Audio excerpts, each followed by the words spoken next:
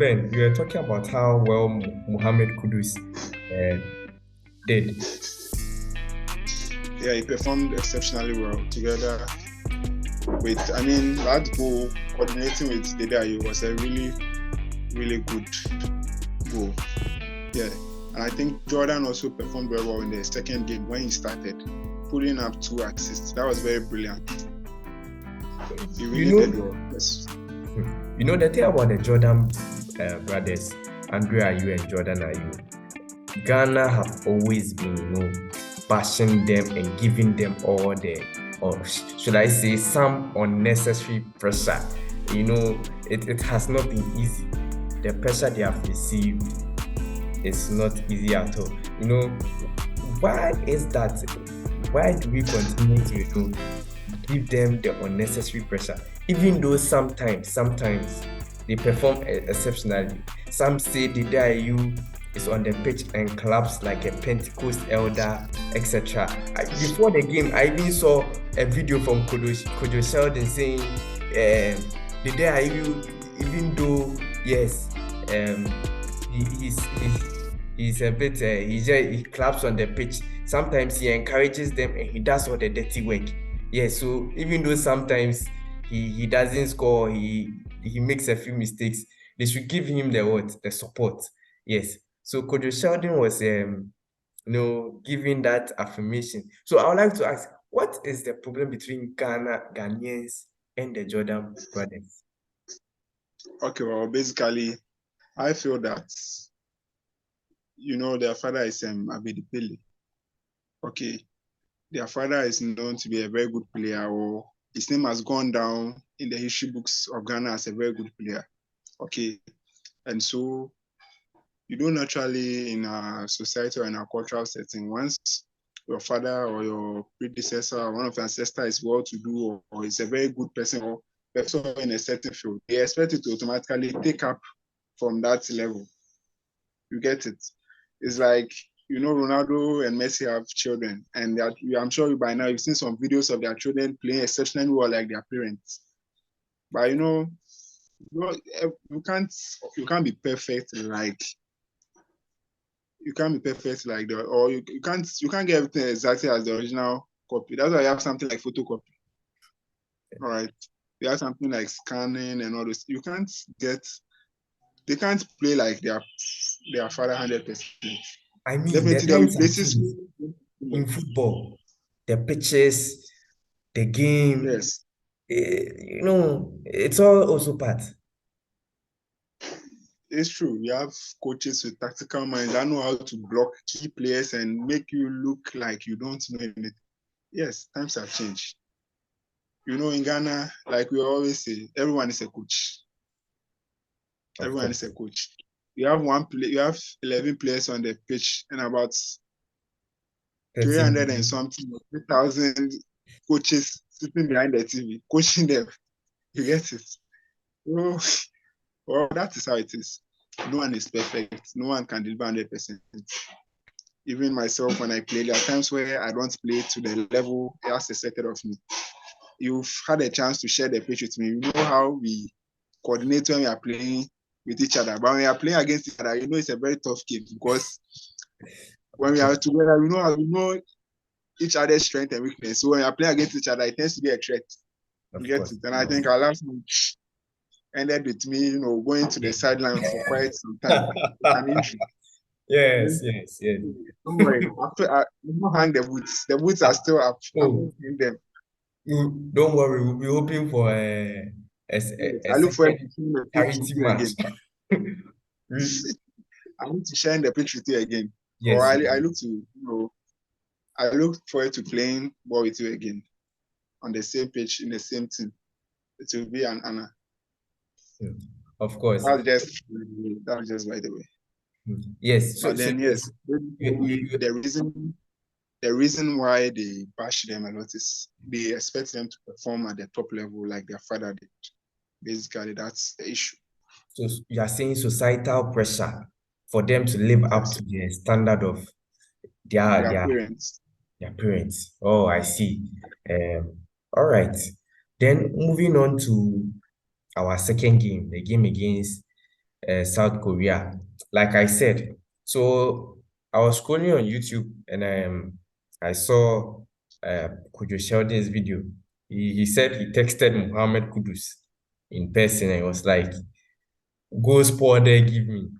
To my Malaysian viewers, it is a bit of a short, broken English there, pidgin. He said, go and perform well for me. And Kudu said, don't worry, just watch me. He screenshotted the chat on his channel. And I was, and I'm, and in that South Korea versus Ghana encounter, oh my God, the goals were just flowing. Ben, what do you make of that game, particular encounter? Well, I must say, during that game, everything was moving smoothly, or should I say, at the start of the game, really playing us. The ball was at our side of the pitch, but then it took the initiative of Jordan to start something or to start trying to make a way to score, and then he was brought down or he was tackled. And so through the tackle, we had a free kick, and then I think the first goal came. Yes, through that the first goal came. And then the second goal was also a brilliant cross once again from Jordan. And then Kudus was able to score the goal. Convert. But what shocked me was, and one thing I realized was that when we scored the first goal, the South Koreans started to play fast game. They started to play very swiftly, making it difficult for us to catch up. And one thing I realized is that the second goal they scored, or the two goals they scored in the second half, it was defensive mistake. Because you realize that all the two goals came from the same side of the pitch. 40 defending. Realize there was problem with the defense. I realized they crossed the ball, and all the goals came through cross and then header, and it was all from the same side. All right, the first one I realized the player lost possession of the ball, and then they had a chance. The second time the ball was moved deep into the 18 or the 18 area, and then just crossed into the 18 box, and then that was it. It was a goal. And realized most of the defense were found ball watching instead of trying to make a move to intercept. Let's talk about the defending there, the Ghana's defense. In the game against Portugal, we saw how, reckless they were a bit. We had even a cause of a penalty there. I know it's a bit debatable. Some say Cristiano Ronaldo getting that penalty, that was maybe a harsh decision by the referee. Some say, well, what do you look at it in the aspect of Ghana's defense? I choose not to talk about that penalty decision, in the sense that I felt that during the match, the referee was, I don't want to say biased, but I felt some of his decisions were not fair, because you realize the tackles of our players, no card comes. A player makes an attempt to tackle and the card goes. And believe it or not, imagine you are playing ball and then you are making the tackles, you are receiving cards, your opponent is tackling, you are not receiving a card. You would surely question the referee. You would question the validity of the game or the authenticity of the referee being there to, supervise the game. You wonder if he's a well-trained match official. You get it? When you look at the second goal that was scored against Ghana, you realize that their defense were caught chasing. They were chasing the striker. All right. Yes. Now, as they were chasing, they had chance to at least try to intercept the ball halfway through, but they never did that. You take a look at the third goal, whereby as the players are advancing, the defenders are retreating. Now there were three defenders moving, and then the guy is coming in from the wing. Yes. And there's one player chasing him, and there's one player chasing the Portuguese player. Of course. Now those three defenders advancing in front. What prevents one of them from dropping to prevent the player from advancing? Because the one chasing is not being able to keep up with the pace. Keep up, yeah. So you run I saw that. drop. And you know the funny part, once the guy is advancing, the Portuguese player, usually whoever is advancing from the wings, once he gets rid of the left back or right back or whoever the opponent is, the problem is either you look the You rest of the shoot three in front. defenders, either they mark the other players that are free, or they just, like you said, they just go and prevent the opponent coming from the wings from crossing the ball.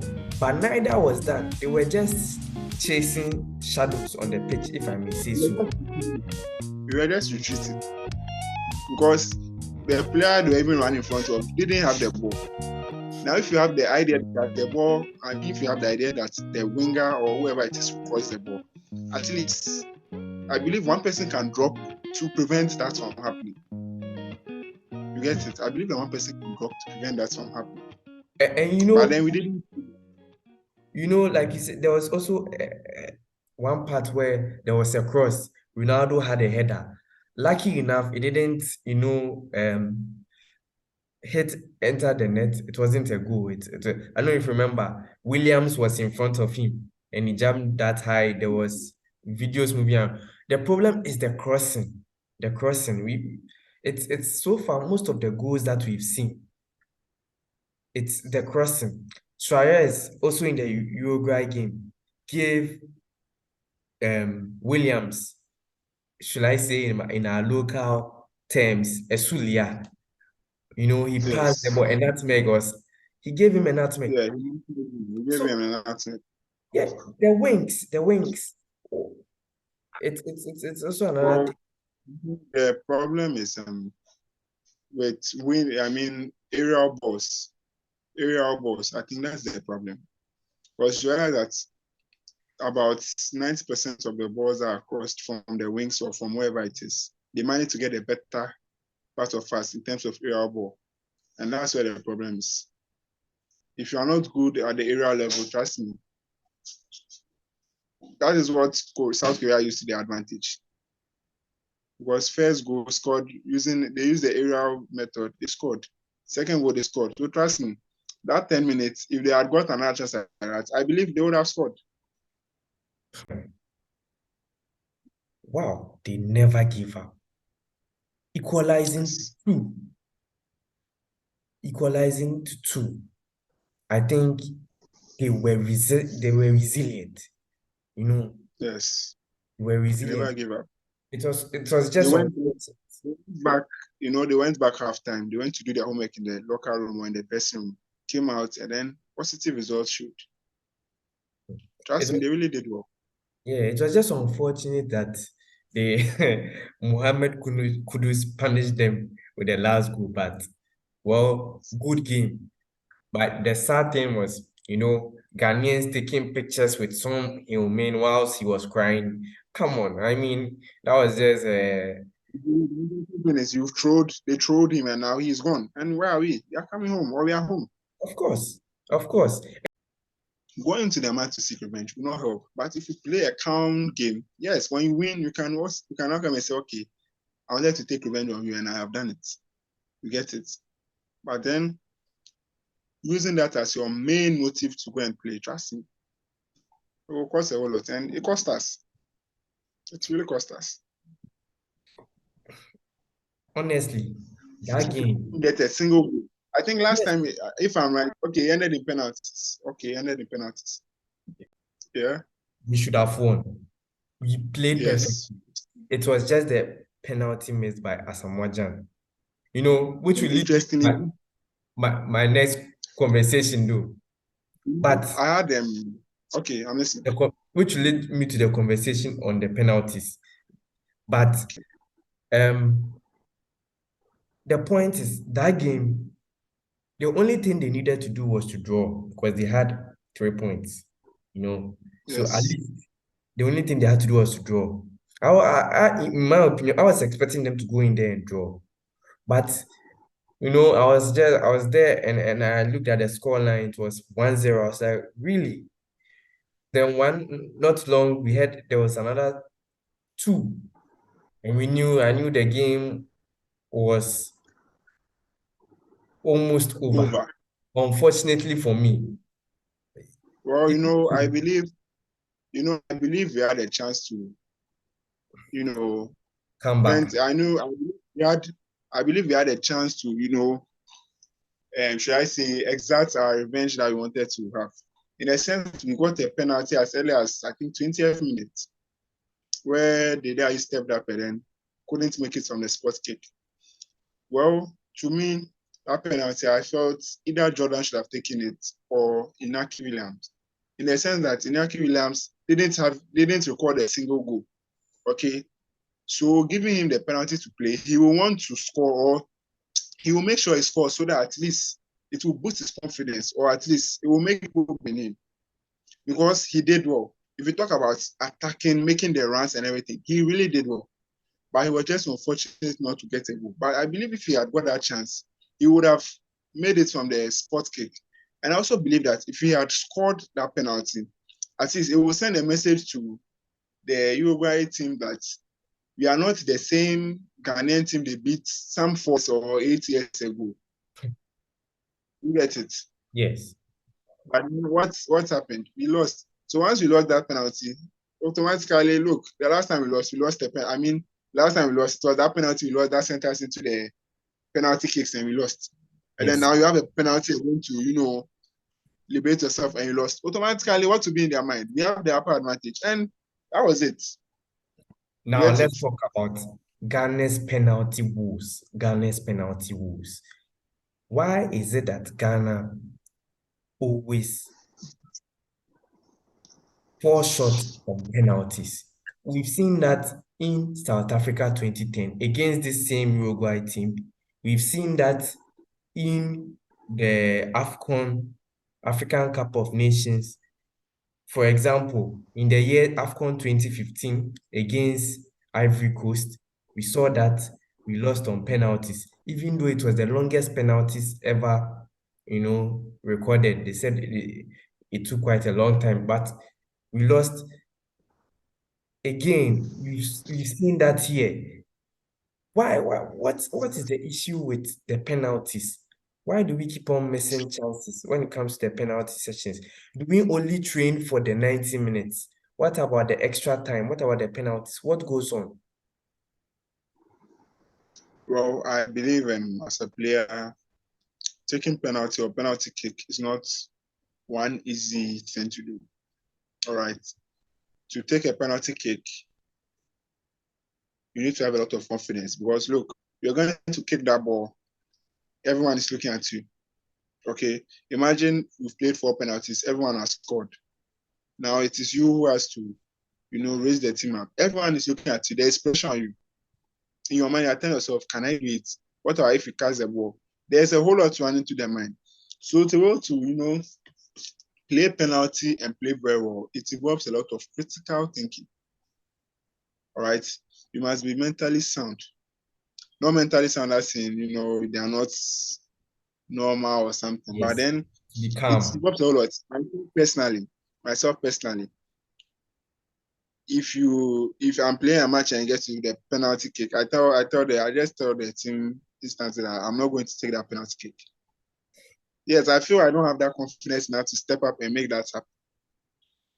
That is how I feel. But then I know if I work on that mindset, I can get a Overcome few it. sports kicks. Yes, yes. Well, I I myself, believe we can do something about it. I don't know what exactly is the problem. I can't tell. But then I believe that we can do something about that. We can do something about it. Yeah, we can do something about it.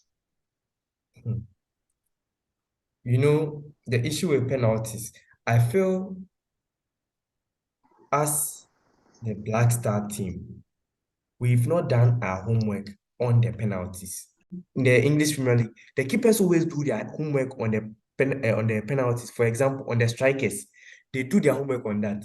So if we had done our homework on the penalties, especially in that year 2010, we will know that Cavani, in that season, in the local league or the league where he had played, he had scored most of his goals by Panenka. You know the Panenka, by chipping it. Yeah.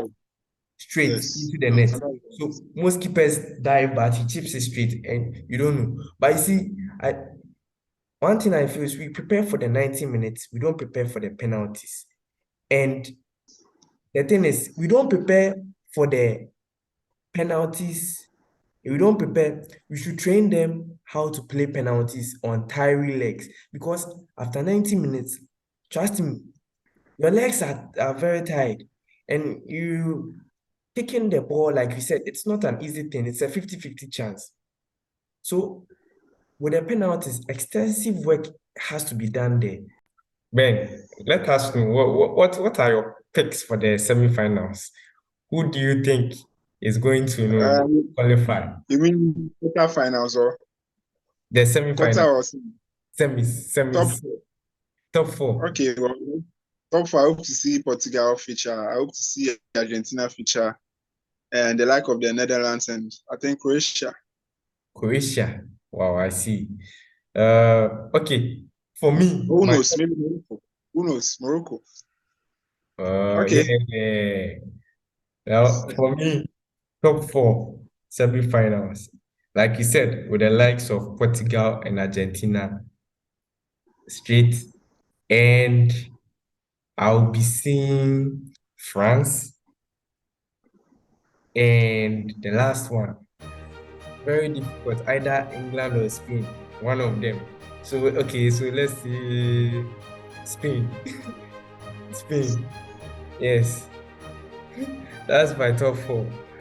They are still in the competition. We hope one of us gets it right. Let's see what happens. This is a tough competition. So Well said. Okay, well said. Well said. yes. We just hope for the best at the end of the day. But it's a game that unites everyone around the world, and so we hope everything moves or everything lives up to the expectation. That is what I can say for now. Yeah. I'm very happy to have been able to be part of this session to at least express my little knowledge on the topic that was brought up. But like I said earlier, this is just our mindset. If maybe it may have offended anyone anyway, my apologies or we apologize. But then basically, this is the little knowledge I have, and I'm very glad to have shared the little knowledge on this platform. And I hope it goes far. All right. Thank you very much, Ben. You've really, been enlightened us on this topic, giving us your opinions too. I've also shared my opinions. Wow, it has been an interesting session. Thank you very much for being with us. Thank you very much, Ben. Thank you very much, everyone watching. Please do well to like, subscribe, share, and comment. Yes, comment. Let us know your thoughts in the comment section. And yeah, show some love for this project. Help us go far. Show some love. Yeah, show some love. Some love. Just hit that notification button. yeah. Thank you very much. Thank you very much. Thank you very much. Yeah, peace. Peace.